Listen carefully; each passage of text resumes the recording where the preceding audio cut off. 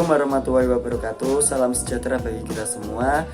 Perkenalkan, nama saya Muhammad Nurul Huda dari HPIJ 4 dengan NIM 1902026087. Di sini saya mau menjelaskan materi tentang hukum tata negara. Yang pertama yaitu sejarah pembentukan Undang-Undang 1945.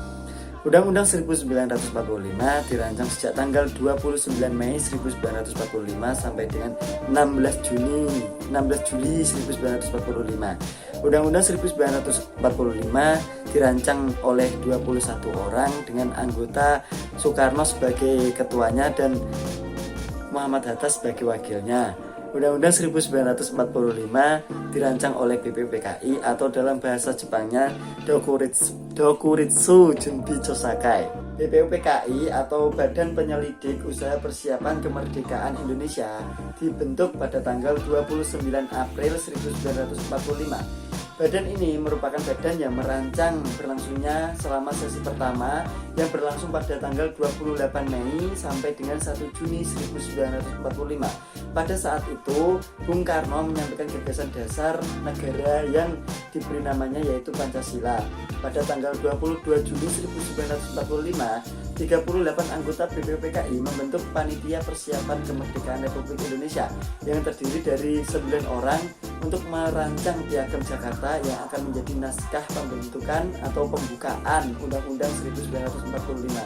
Setelah dihapusnya kata dengan kewajiban menjalankan syariah Islam bagi pemeluk-pemeluknya, kemudian naskah Piagam Jakarta dijadikan naskah pembukaan Undang-Undang 1945 yang kemudian diresmikan pada tanggal 18 Agustus 1945 oleh BPKI atau Panitia Persiapan Kemerdekaan Indonesia.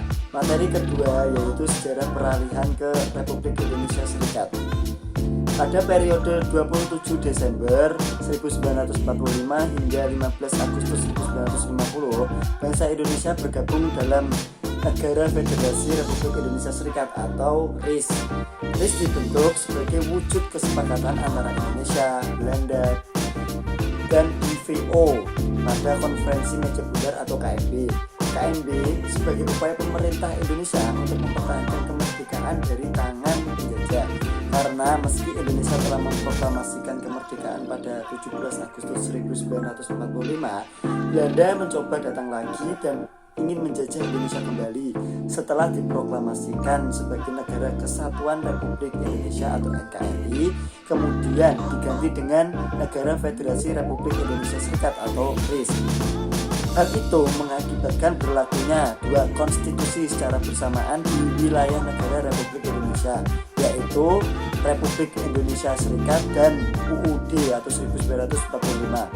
Pada 27 Desember 1949, Presiden RI Soekarno menyerahkan secara resmi kekuasaan pemerintah Republik Indonesia kepada Asap Pemangku Jabatan Presiden karena dalam Undang-Undang Dasar Republik Indonesia Serikat melarang merangkap jabatan bagi kepala negara federal dan Perdana Menteri dengan jabatan apapun, sehingga membuat Soekarno dan Muhammad Hatta mengharuskan untuk meletakkan jabatan secara bersama-sama.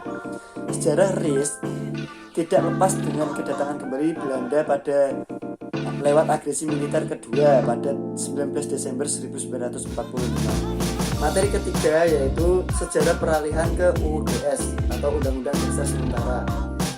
Meski Indonesia sudah memproklamasikan kemerdekaan Republik Indonesia, ternyata Indonesia harus mengalami beberapa peristiwa. Di antaranya yaitu kesepakatan Konferensi Meja Bundar atau KMB pada tanggal 23 Agustus 1949 hingga 2 November 1949, di mana KMB tersebut menyatakan bahwa Belanda mengakui kemerdekaan Republik Indonesia Serikat dan Republik Indonesia dalam bentuk serikat atau RIS. Kemudian pada tanggal 17 Agustus 1950, RIS dibubarkan dan menjadi Republik Indonesia serta menggunakan Undang-Undang Dasar Sementara 1950 yang menggunakan sistem parlementer.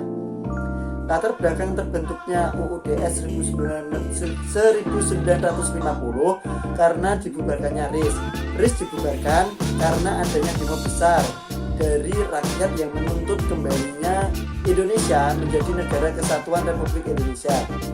Konstitusi tersebut dinamakan sementara karena hanya bersifat sementara, menunggu terpilihnya Dewan Konstitusi hasil pemilu yang akan menyusun konstitusi baru. Hal tersebut tertuang pada Undang-Undang Nomor 7 Tahun 1950 tentang perubahan konstitusi sementara Republik Indonesia Serikat menjadi UUDS Republik Indonesia dalam sidang pertama debat ketiga ke-71 DPR. Pada masa UUDS 1950, gejolak partai mengalami pergolakan, bahkan kondisi politik menjadi tidak stabil, sehingga kabinet pemerintah terkena imbasnya. Tercatat pada periode 1950 sampai 1959 ada 7 pergantian kabinet. Sejarah amandemen Undang-Undang 1945.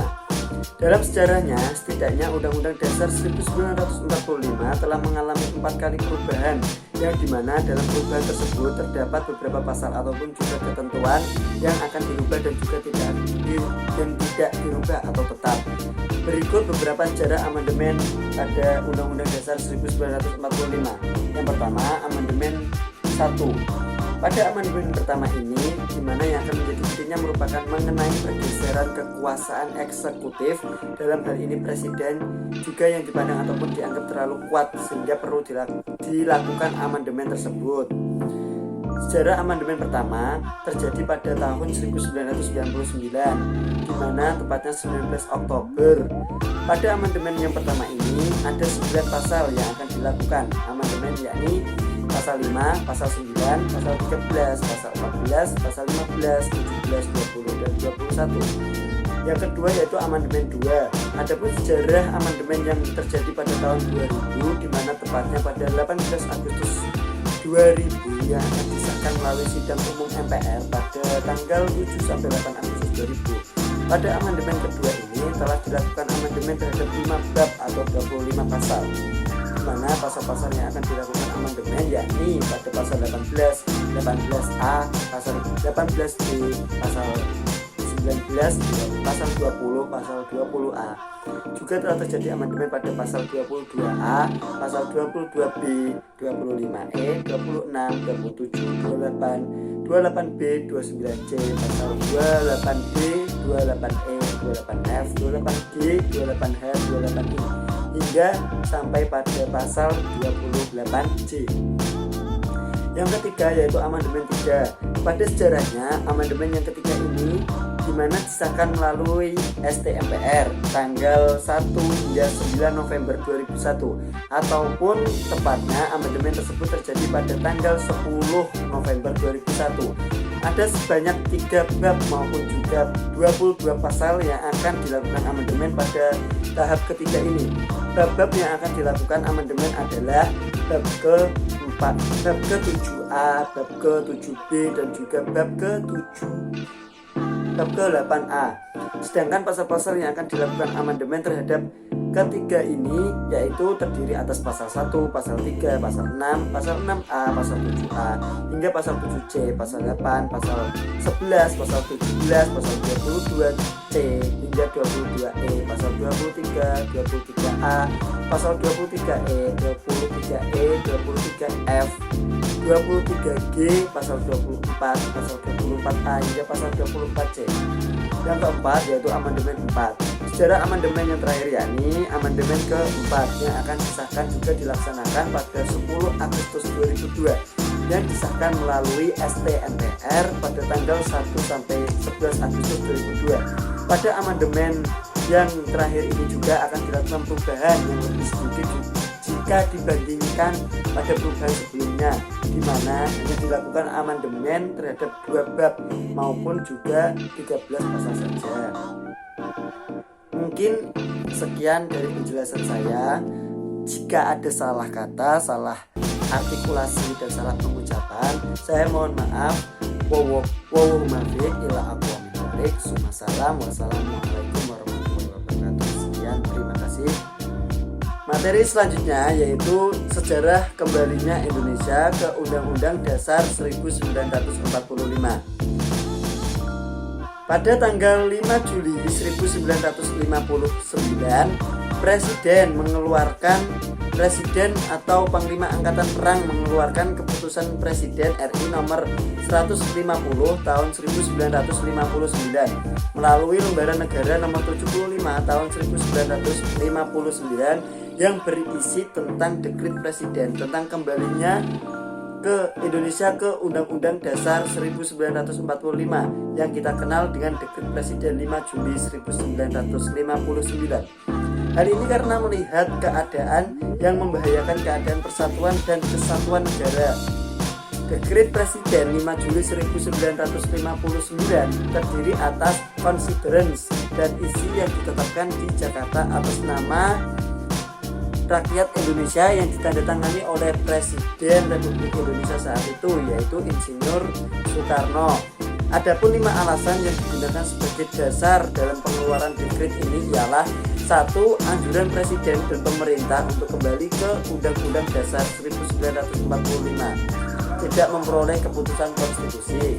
Yang kedua, anggota konstitusi tidak lagi menghadiri sidang. Yang ketiga, keadaan yang dapat menimbulkan perpecahan yang membahayakan persatuan dan kesatuan bangsa. Yang keempat, merupakan jalan satu-satunya dalam menyelamatkan negara. Yang kelima, Piagam Jakarta menjiwai Undang-Undang Dasar 1945 melalui dekret Presiden, yaitu menetapkan: 1. Pembubaran konstitusi. Yang kedua, kembali pada Undang-Undang Dasar 1945. Yang ketiga, tidak berlakunya Undang-Undang Dasar sementara 1950. Yang keempat, akan diselenggarakan dalam waktu sesingkat-singkatnya MPR sementara yang terdiri atas anggota-anggota DPR ditambah dengan utusan-utusan yang berasal dari daerah dan golongan.